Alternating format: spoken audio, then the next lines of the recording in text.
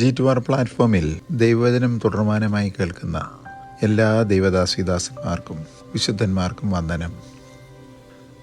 പത്രോസ് എഴുതിയ ഒന്നാമത്തെ ലേഖനം 2-ാം അധ്യായം 9-ാമത്തെ വാക്യത്തെ അടിസ്ഥാനമാക്കി പഴയ നിയമത്തിലെ പുരോഹിതന്മാരും പുതിയ നിയമത്തിലെ രാജകീയ പുരോഹിതവർഗവും തമ്മിലുള്ള താരതമ്യ ആത്മീയ പഠന പരമ്പരയാണ് നാം ചെയ്തു വരുന്നത്. പഴയ നിയമത്തിൽ വിശുദ്ധ വേദപുസ്തകത്തിൽ എബ്രായരുടെ ഇടയിൽ കണ്ടുവരുന്ന വിവിധ ഇനം ആടുകളെയും അവയെ പരിപാലിപ്പാൻ ആടുകളുടെ ഉടയവന്മാരാകുന്ന യജമാനന്മാർ ആക്കി വെച്ച ഇടയന്മാരും അവരുടെ ശുശ്രൂഷകളും പുതിയ നിയമത്തിൽ വന്നപ്പോൾ നമ്മുടെ കർത്താവും രക്ഷിതാവുമായ യേശുക്രിസ്തു എന്ന പ്രധാന ഇടയൻ തന്നാൽ നിയമിക്കപ്പെട്ട അപ്പസ്തലന്മാരാകുന്ന ഇടയന്മാർക്ക് കൊടുത്ത നിയമങ്ങളും നിർദ്ദേശങ്ങളും നാം പഠിച്ചും ചിന്തിച്ചും വരികയാണ്. അതിൽ പുതിയ നിയമ രാജകീയ പൗരോഹിത്യ വർഗത്തിലെ ഇടയന്മാർക്കുള്ള ബുദ്ധി ഉപദേശം തിമോഥെയോസ് എഴുതിയ ഒന്നാമത്തെ ലേഖനം, തിമോഥെയോസിന് എഴുതിയ ഒന്നാമത്തെ ലേഖനം 4-ാമത്തെ അധ്യായം 16-ാമത്തെ വാക്യം. സ്വയം സൂക്ഷിക്കണം, ഉപദേശിക്കുന്ന ഉപദേശത്തെയും സൂക്ഷിക്കണം, ആ ഉപദേശത്തിൽ ഉറച്ചു നിൽക്കുകയും വേണം. സാഹചര്യം വരുമ്പോഴും സന്ദർഭം വരുമ്പോഴും സമയോചിതമായി മാറ്റിപ്പറയുന്ന, കാൽച്ചൂടുകൾ മാറ്റിച്ചവിട്ടുന്ന രീതി പുതിയ നിയമ ഇടയന്മാർക്ക് അരുത്. തിമോഥെയോസിൻ്റെ 2-ാമത്തെ ലേഖനം 2-ാം അധ്യായം 14-15 വാക്യങ്ങളിൽ പൗലോസ് തൻ്റെ ആത്മീയ പുത്രനും എഫെസോസിലെ സഭകൾക്ക് നേതൃത്വം കൊടുത്തുകൊണ്ടിരുന്ന ദൈവത്തിൻ്റെ ദാസനും ആയിരുന്ന തിമോഥെയോസിനെ താനായിരുന്ന റോമയിലെ കാരാഗ്രഹവാസത്തിൽ നിന്ന് എഴുതിയ ലേഖനമാണത്. സത്യവചനത്തെ യഥാർത്ഥമായി പ്രസംഗിച്ച് ലജ്ജിപ്പാൻ സംഗതിയില്ലാത്ത വേലക്കാരനായി നിൽപ്പാൻ ശ്രമിക്കുക. അർത്ഥം, സത്യവചനത്തെ യഥാർത്ഥമായി പ്രസംഗിക്കാത്തവർ ലജ്ജിച്ചു പോകും, ലജ്ജിപ്പാൻ സംഗതി വരും, ലജ്ജിക്കുന്ന വേലക്കാരായി തീരും എന്നല്ലേ അർത്ഥം. അതേ ലേഖനം 3-ാമത്തെ 14-ാമത്തെ വാക്യത്തിൽ പറയുകയാണ്, മകനെ തിമോഥെയോസേ, നീ ആരോടാണ് ദൈവവചനം പഠിച്ചതെന്ന് ഓർക്കണം. പഠിച്ച് നിശ്ചയം പ്രാപിച്ചിരിക്കുന്നവയിൽ ഉറച്ചു നിൽക്കണം. നീ ആരോട് ദൈവത്തിൻ്റെ വചനം പഠിച്ചുവോ ആ വ്യക്തി അഥവാ ഞാൻ പഠിച്ച് നിശ്ചയം പ്രാപിച്ച വിഷയത്തിൽ ഉറച്ചു നിൽക്കുന്നു. അതുപോലെ നീയും ഉറച്ചു നിൽക്കണം. 4-ാമത്തെ അധ്യായം 2 മുതൽ 4 വരെയുള്ള വാക്യങ്ങളിൽ അടുത്ത നിയോഗം കൊടുക്കുകയാണ്. നീ വചനം പ്രസംഗിക്കണം. ലോകത്തിൽ ദൈവം തൻ്റെ ശിഷ്യന്മാരെ ആക്കി വച്ചിരിക്കുന്നത് വചനം പ്രസംഗിപ്പാനാണ്.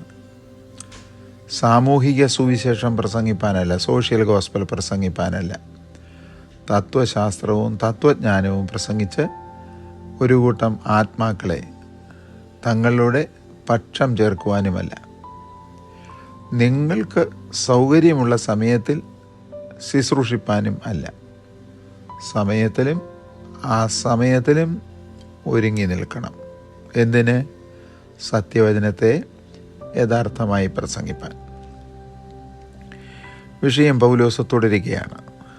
തീത്തോസിനോട് പറഞ്ഞ ലേഖനം 1-ാം അധ്യായം 10-ാമത്തെ വാക്യത്തിൽ, വൃഥാവാചാലന്മാരും മനോവഞ്ചകന്മാരുമായ പലരെ പോലെ തീത്തോസേ നീ ആകരുത്. വാചാലതയിൽ കൂടെയും മനോവഞ്ചനയിൽ കൂടെയും പലരും പ്രസിദ്ധന്മാരും ശ്രേഷ്ഠന്മാരും കയ്യടി വാങ്ങുന്നവരും ആയി തീരുന്നത് കണ്ട് നീയെ അവരെ പോലെയാകുവാൻ വൃഥാവാചാലന്മാരാകരുത്. ആരെയും മനോവഞ്ചന നടത്തി അങ്ങനെ പ്രസിദ്ധന്മാരായവരെ പോലെയാകരുത്. തീത്തോസ് തുടരുന്നു. 2-ാം അധ്യായം 1-ാമത്തെ വാക്യത്തിൻ്റെ ആദ്യ പിരിവിൽ പഥ്യോപദേശത്തിന് ചേരുന്നതേ പ്രസ്താവിക്കാവൂ. ലേവ്യ പൗരോഹിത്യ നിയമങ്ങൾ ഇത്രമാത്രം കർക്കശം ആയിരുന്നുവെങ്കിൽ രാജകീയ പുരോഹിത നിയമം എത്രയോ കർക്കശം ആകുന്നുവെന്നോർക്കുക. ആകയാൽ യഹോവയാം ദൈവത്തെ ഭയത്തോടും വിറയലോടും കൂടിയത്രേ അവർ ശുശ്രൂഷ ചെയ്തത് എന്ന് മറക്കരുത്. സങ്കീർത്തനം 11 വാക്യം. അതുപോലെ തന്നെ നാമും നമ്മുടെ കർത്താവിനെ ഹൃദയത്തിൻ്റെ ഏകാഗ്രതയോടും ദയയോടും ഭയത്തോടും വിറയലോടും കൂടെ അത്രേ സേവിക്കേണ്ടതെന്ന് ഓർത്തിരുന്നാൽ നന്ന്. എഫെസ്യർക്ക് ലേഖനം 6 വാക്യം. ഭയത്തോടും വിറയലോടും കൂടെ നമ്മുടെ രക്ഷയ്ക്കായി പ്രവർത്തിക്കണം എന്ന് പൗലോസ് ഫിലിപ്പിയർക്ക് എഴുതിയ ലേഖനം 2 വാക്യത്തിൽ ഫിലിപ്പിയരുള്ള സഭയിൽ എഴുതിയ ലേഖനത്തിൽ കൂടെ എക്കാലത്തും എവിടെയും ഉള്ള സകല വിശുദ്ധന്മാരെയും ഓർപ്പിക്കുന്നു. ആ ഭാഗത്തിൽ നിന്ന് നമ്മൾ വിരാമം എടുത്ത് സമാഗമന കൂടാരം എന്ന വിഷയത്തിലേക്ക് വീണ്ടും തിരികെ വരികയാണ്. രാജകീയ പുരോഹിത വർഗമല്ലേ നമ്മുടെ പ്രധാന പ്രസംഗ വിഷയം, പഠന വിഷയം. ആ പൗരോഹിത്യ പഴയ നിയമ ശുശ്രൂഷകന്മാർ ചെയ്തു വന്ന ശുശ്രൂഷകൾ സമാഗമന കൂടാരത്തിലായിരുന്നു ചെയ്തു വന്നത്. സമാഗമന കൂടാരത്തിൽ വിശുദ്ധ സ്ഥലം, പ്രാകാരം, അതിവിശുദ്ധ സ്ഥലം എന്നീ 3 ഭാഗങ്ങൾ ഉണ്ടായിരുന്നുവല്ലോ. അതിലിപ്പോൾ അല്പസമയം നാം വിചിന്തനം ചെയ്യുന്ന ഭാഗം വിശുദ്ധ സ്ഥലം എന്നുള്ളതാണ്. വിശുദ്ധ സമാഗമന കൂടാരത്തിന് 3 ഭാഗങ്ങളാണല്ലോ ഉള്ളത്. അതിൻ്റെ നീളം അഥവാ സമാഗമന കൂടാരത്തിന് മൊത്തം നീളം 100 മുഴം അഥവാ 180 അടി, വീതി 50 മുഴം അഥവാ 75 അടി ആകുന്നു. ഉയരം 5 മുഴം 7.5 അടി. പുറപ്പാട് ദിവസം 27 വാക്യത്തിലാണ് സമാഗമന കൂടാരത്തിൻ്റെ അളവ് രേഖപ്പെടുത്തപ്പെട്ടിരിക്കുന്നത്. കൃത്യമായി 5000 ചതുരശ്ര മുഴം 11,250 ചതുരശ്ര അടി വിസ്തീർണമുള്ള കൂടാരത്തിന് 20 മുഴം അഥവാ 30 അടി വീതിയുള്ള ഏകവാതിൽ. പുറപ്പാട് ദിവസം 27:16, 38:11, 18 എന്നീ വാക്യങ്ങൾ ശ്രദ്ധിച്ചാൽ അത് ഗ്രഹിക്കാകുന്നതത്രേ.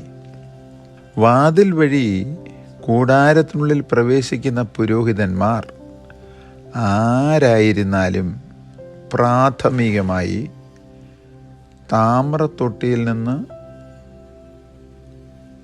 പകരപ്പെട്ട വെള്ളം എടുത്ത് കൈകാലുകൾ കഴുകി വെടിപ്പാക്കിയ ശേഷം മാത്രമേ തുടർന്നുള്ള ശുശ്രൂഷകൾ ചെയ്തു വന്നിരുന്നുള്ളൂ.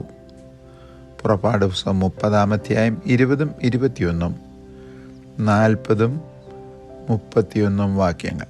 അതിനുശേഷം കൂടാരത്തിനുള്ളിൽ പരിശുദ്ധ സ്ഥലത്തേക്ക് പ്രവേശിക്കുന്നത് തിരശ്ശീല കടന്നത്രേ.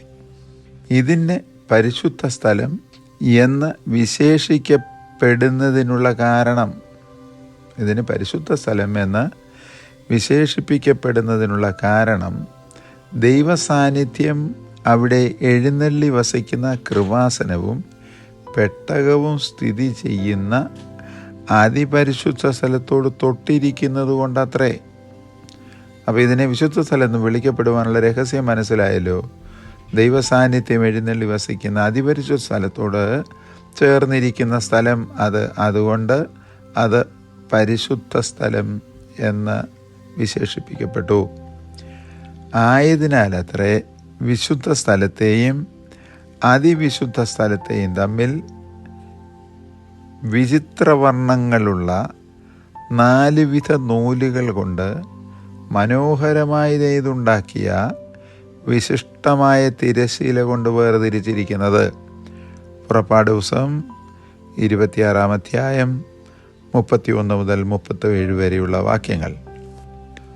പ്രാകാരത്തിൽ സ്ഥിതി ചെയ്തിരുന്ന താമ്രയാഗപീഠത്തിൽ ശുശ്രൂഷകൾ നിർവഹിക്കുന്നതിന് മുൻപ് താമ്രത്തൊട്ടിയിലെ വെള്ളം എടുത്ത് കൈകാലുകൾ കഴുകി ശുദ്ധീകരിക്കണം.